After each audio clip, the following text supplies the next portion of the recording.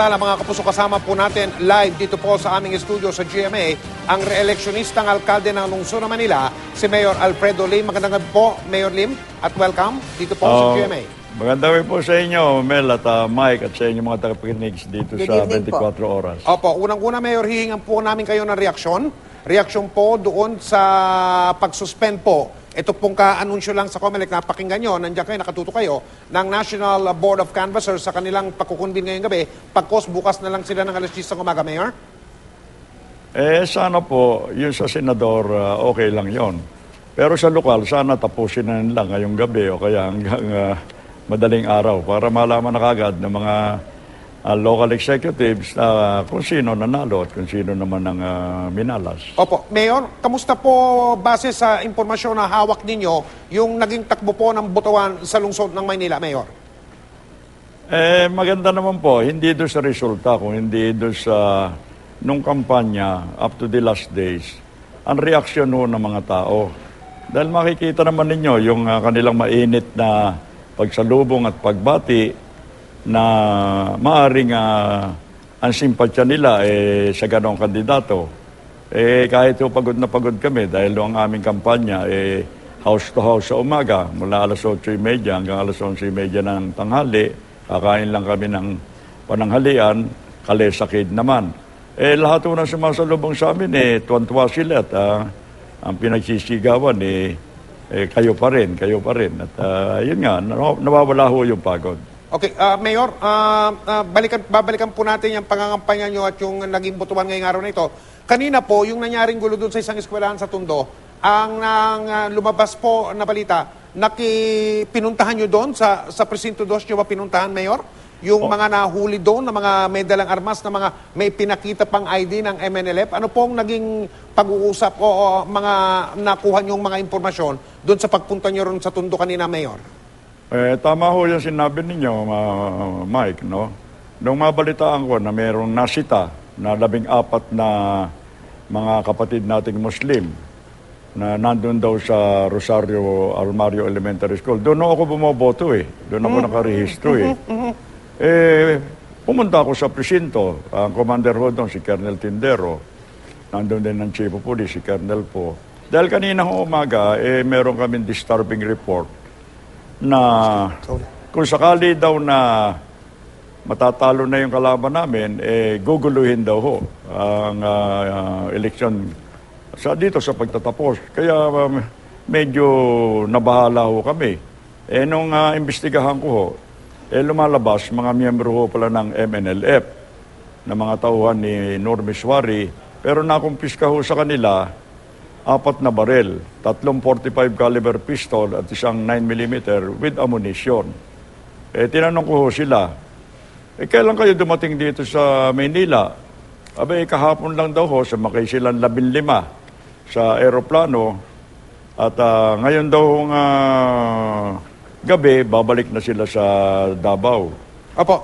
So Mayor, sinabi ba nila yung pakay ng pagpunta nila dito sa, kanyo? Punta rito naman nila, tapos ngayong gabi sana babalik na sila ng Davao.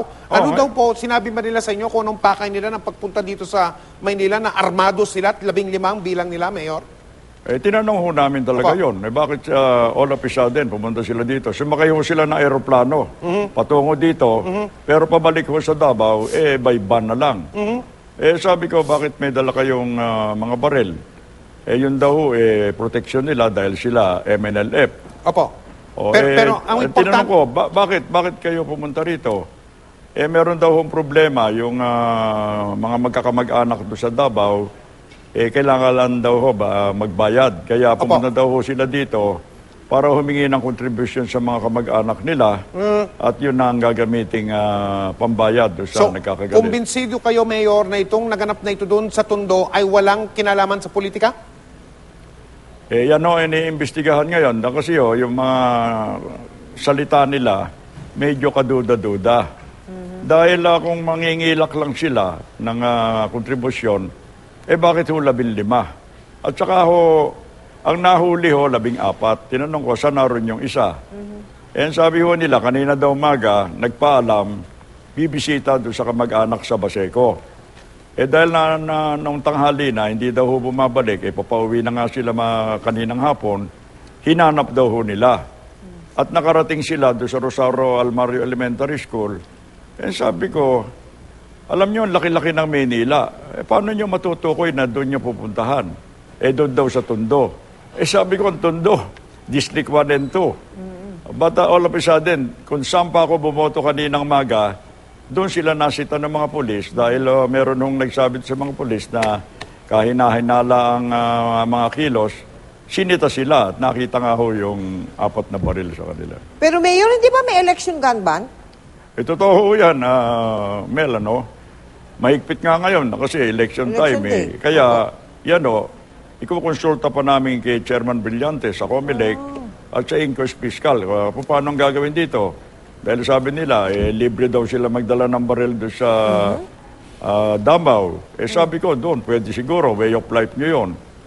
Maynila ito tsaka mahigpit ang gun ban ngayon sa panahon ng eleksyon. At saka meron daw mga putok na umalingaw-ngaw Mayor Habang nandoon sila sa loob ng ng presinto na-connect ba ho ninyo, Mayor, yung mga paputok ng baril? Hindi ho, mali ho yun, Mike at Mel. No? Yun nga ang biniripika namin dahil yun ang unang balita. Oo. Na may nagpaputok para manggulo. Oo. Pero wala naman ho nagpaputok. Pero ho, kaninang maga, merong nabaril na isang Muslim doon sa Lacson Underpass sa Quiapo. Kaya nagtaka rin kami, masyado naman coincidence ito. May nabaril na isang Muslim doon. Akala pa ho namin yung hinahanap nilang kasama, yun ang nabaril. Pero hindi naman po pala yun. Kaya, masusing iniimbestigahan pa ho. At siguro, baka hanggang bukas magkakalinawan na ho. Opo, Mayor, puro Muslim ba yung 14 na nadakip ng mga pulis Maynila? Oo, puro Muslim ho. Tsaka lalaki ng mga katawan Opo. Okay, Mayor, naging maanghang po ang palitan ninyo ng patudyatahan ninyo ng inyong nakatunggali sa Maynila ng si dating Pangulong Erap Estrada. Nito pong nakalipas na pangangampanya. Pagkatapos kaya ng eleksyong ito, ano man ang maging resulta, Mayor, meron ba kayong pag-asa na kayong dalawa ay magkasundo at magkatulungan sa ikabubuti ng Maynila at lalong-lalo na ng mga Manilenyo at Manilenya, Mayor? Okay lang ho sa akin yun, Mike at Mel. Ako naman ang lagi nila sinisiraan Ako nga kumibo sa kanilang mga paninira, except nung magkaroon kami ng debate, publicly yun, siyempre, sasagutin ko naman. Dahil pag hindi ako sumagot, baka isipin ng mga tao totoo yung mga kasinungalingan na kanila mga sinasabi. Siyempre, Mayor, alam ko po na pinagdarasal ninyo at lalong-lalo na inyong napakaraming supporters na kayo talaga lumabas sa eleksyon. Ano po? Pero kung sakasakali mang si Erap ang lumabas, Mayor, tatanggapin niyo po bang maluwag sa kalooban? Magko-concede po ba kayo? Paano? Napag-isipan niyo na po ba, Mayor? Kung paano niyo tatanggapin? Okay lang ho. Sport lang naman yan Sport? Kung talaga sila nanalo, di I'll concede. Pero siya nga, kung ako naman nanalo, kailangan mag-concede din sila. Kailangan parehas lang. Oo nga. Sa bagay, tama nga ho Pagka nakausap ko si Erap, tatanungin ko rin sa kanya. Yung ayan, tanong na yon, di ba? At tatanungin ko rin si dating Presidente Estrada, yung tinanong ko kay Mayor Lim, kung ngumingiti si Mayor kung makakakita kami ng araw na ano man ang maging resulta ng bilangan ng boto dyan sa Luzon, Manila, ay makita natin silang dalawa ng dating presidente na nagtutulungan at parehong nagtatrabaho sa mga proyekto sa ikabubuti ng lungsod ng Maynila at syempre sa mga taga-Maynila na mismo, Mayor.